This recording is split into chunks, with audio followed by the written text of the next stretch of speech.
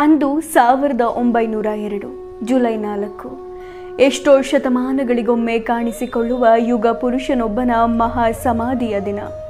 ಜಗತ್ತು ಹಿಂದೆಂದೂ ಕಾಣದ ಸ್ವಾಮಿ ವಿವೇಕಾನಂದ ದೇವನು ತನ್ನ ಇಹಲೋಕದ ಲೀಲಾ ಕ್ಷೇತ್ರವಾಗಿದ್ದ ಪಾರ್ಥಿವ ಶರೀರವನ್ನು ತ್ಯಜಿಸುವ ಸಂಕಲ್ಪವನ್ನು ಕೈಗೊಂಡಿದ್ದ ದಿನ. ಅವರ ಬೃಹತ್ ಸಾಧನೆ ಎಂದರೆ ಭಾರತದಲ್ಲಿ ನವಜಾಗೃತಿಯನ್ನುಂಟು ಮಾಡಿತು.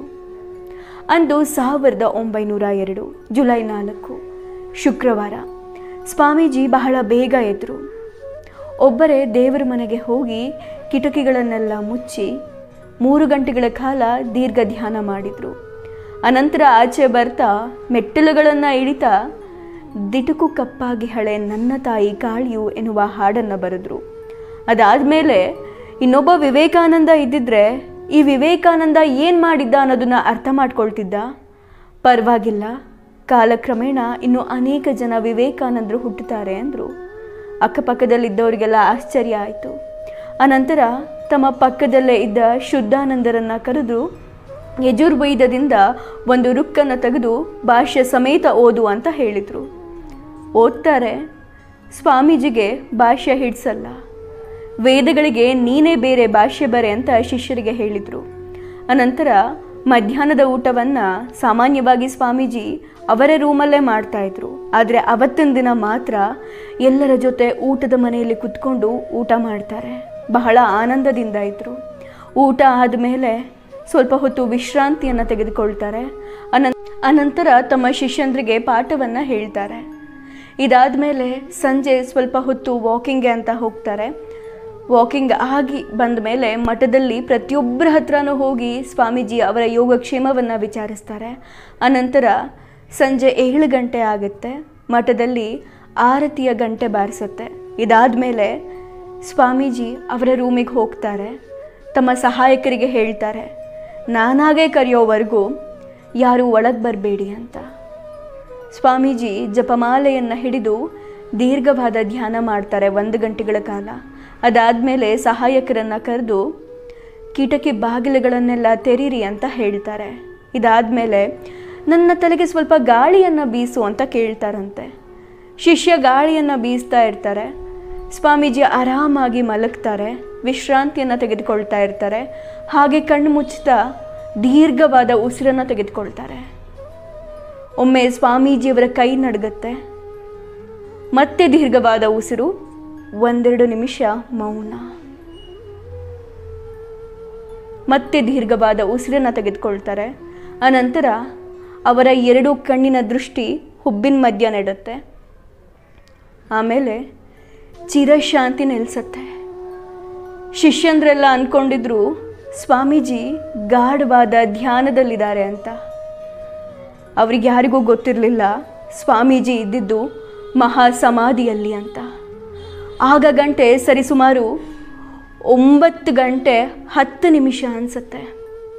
ವೈದ್ಯರು ಬರ್ತಾರೆ, ಪರೀಕ್ಷೆ ಮಾಡ್ತಾರೆ. ಸಾವು ಅವರಿಗೂ ತನ್ನ ಸುಳಿವನ್ನು ಬಿಟ್ಕೊಡೋದಿಲ್ಲ. ಕೃತಕ ಉಸಿರಾಟದ ವ್ಯವಸ್ಥೆ ಮಾಡಲಾಗತ್ತೆ. ಅನಂತರ ಸ್ವಲ್ಪ ಹೊತ್ತಾದ್ಮೇಲೆ ಹೇಳ್ತಾರೆ ಹೃದಯ ಸ್ತಂಭನ ಅಂತ. ಸುದ್ದಿ ಇಡೀ ಕಲ್ಕತ್ತಕ್ಕೆ ಹರಡುತ್ತೆ. ಇಡೀ ಕಲ್ಕತ್ತದ ತುಂಬ ಶೋಕ ಆವರಿಸುತ್ತೆ. ಮಧ್ಯಾಹ್ನದ 2 ಗಂಟೆವರೆಗೂ, ಅಂದರೆ ಮಾರನೇ ದಿನ ಮಧ್ಯಾಹ್ನದ 2 ಗಂಟೆವರೆಗೂ ಸ್ವಾಮೀಜಿಯವರ ದೇಹ ಅವರ ಕೊಠಡಿಯಲ್ಲೇ ಇರುತ್ತೆ. ನಿವೇದಿತಾ ಗಾಳಿಯನ್ನು ಬೀಸ್ತಾ ಇರ್ತಾಳೆ. ಅವರ ಪ್ರಿಯ ಶಿಷ್ಯ ಆಕೆ, ಅಕ್ಕ ನಿವೇದಿತಾ ಅಂತ ನಾವೆಲ್ಲ ಕರಿತೀವಿ. ಗಾಳಿಯನ್ನು ಬೀಸ್ತಾ ಇರ್ತಾಳೆ. ಅನಂತರ ಮಧ್ಯಾಹ್ನ 2 ಗಂಟೆ ಆದಮೇಲೆ ಸ್ವಾಮೀಜಿಯವರ ದೇಹವನ್ನು ಮಠದ ಆವರಣಕ್ಕೆ ತರ್ತಾರೆ. ಕಾವಿಯನ್ನು ಹೊಚ್ತಾರೆ, ಹೂವನ್ನು ಹಾಕ್ತಾರೆ. ಸಹಸ್ರ ನೆರೆದು ಜನ ನೆರೆದಿರ್ತಾರೆ. ತಮ್ಮ ಕಲ್ಕತ್ತಾದ, ತಮ್ಮ ನಾಡಿನ ಹೆಮ್ಮೆಯನ್ನು ನೀರು ತುಂಬಿದ ಕಣ್ಗಳಲ್ಲಿ ನೋಡ್ತಾ ಇರ್ತಾರೆ. ಶಂಖ ಜಾಗಟೆಗಳು ಮುಳುಗತ್ತೆ. ಇಡೀ ಕಲ್ಕತ್ತೆಯೇ ಶೋಕ ಸಾಗರದಲ್ಲಿ ಮುಳುಗಿರುತ್ತೆ. ಸ್ವಾಮೀಜಿಯೇ ತೋರಿಸಿದ ಜಾಗದಲ್ಲಿ, ಗಂಗಾ ನದಿ ತೀರದಲ್ಲಿ ಸ್ವಾಮೀಜಿಯವರೇ ಒಂದು ಜಾಗವನ್ನು ತೋರಿಸಿರ್ತಾರೆ. ಅಲ್ಲಿ ಚಿತೆಯ ಮೇಲೆ ಸ್ವಾಮೀಜಿಯವರನ್ನು ಮಲಗಿಸಿ ಅಗ್ನಿಸ್ಪರ್ಶ ಮಾಡ್ತಾರೆ. ದೂರದಲ್ಲಿ ಅವರ ಪ್ರಿಯ ಶಿಷ್ಯ ನಿವೇದಿತಾ ನಿಂತು ಜೋರಾಗಿ ಅಳ್ತಾ ಇದ್ಲು. ಆಗಾಗ ನೆಲದ ಮೇಲೆ ಬಿದ್ದು ಹೊರಡಾಡ್ತಾ ಇದ್ಲು. ತನ್ನ ನೆಚ್ಚಿನ ಸ್ವಾಮೀಜಿ ಭಾರತದ ವೇದಾಂತ ವೈರ ಇನ್ನಿಲ್ಲ. ಇಡೀ ಕಲ್ಕತ್ತೆ, ಅದರಲ್ಲೂ ಬೇಲೂರು ಮಠ ಕಣ್ಣೀರಿನ ಕಡಲಾಗಿತ್ತು. ಸ್ವಾಮೀಜಿನೇ ಹೇಳಿದರು, 39 ವರ್ಷ 5 ತಿಂಗಳು, ಅಂದರೆ ಸ್ವಾಮೀಜಿ ಬದುಕಿದ್ದು 39 ವರ್ಷ 5 ತಿಂಗಳು ಮಾತ್ರ. ಸ್ವಾಮೀಜಿ ಹೇಳಿದ್ದು, ನನ್ನ 40ನೇ ವಯಸ್ಸಿನವರೆಗೂ ನಾನು ಇರೋದಿಲ್ಲ ಅಂತ. ಅವರೇನೋ ಅವರ ಮಾತನ್ನು ನಿಜ ಮಾಡಿ ಹೋದರು. ಆದರೆ ಉಳಿದವರ ಪರಿಸ್ಥಿತಿ, ಅವರ ಒಂದು ವಾಣಿ ಮಾತ್ರ ಗಾಳಿಯಲ್ಲಿ ಮೆರೆಯುತ್ತಿತ್ತು. ಈ ದೇಹವನ್ನು ಬಿಸಾಡೋದು ನನಗೇನೋ ಒಳ್ಳೆಯದೇ, ಅದು ಹರಿದ ಬಟ್ಟೆ ಹಾಗೆ. ಆದರೆ ನಾನು ಮಾಡುವ ಕೆಲಸ ಮಾತ್ರ ಯಾವತ್ತೂ ನಿಲ್ಲಿಸೋದಿಲ್ಲ. ಜಗತ್ತು ತಾನೂ ಭಗವಂತನು ಒಂದೇ ಎಂದು ತಿಳಿಯುವವರೆಗೆ ಎಲ್ಲೆಲ್ಲಿಯೂ ಜನರಿಗೆ ಸ್ಫೂರ್ತಿಯನ್ನು ಕೊಡ್ತಾ ಹೋಗ್ತೀನಿ. ದೇಹ ಮಣ್ಣಾದರೂ ಅಭವ್ಯ ಚೇತನ ಮಾತ್ರ ಜಗದಗಲ ನಿತ್ಯ ಸಾಧಕರಿಗೆ ನಿತ್ಯವೂ ಕೂಡ ಸ್ಫೂರ್ತಿಯ ಸೆಲೆ, ಶಾಂತಿಯ ನೆಲೆ.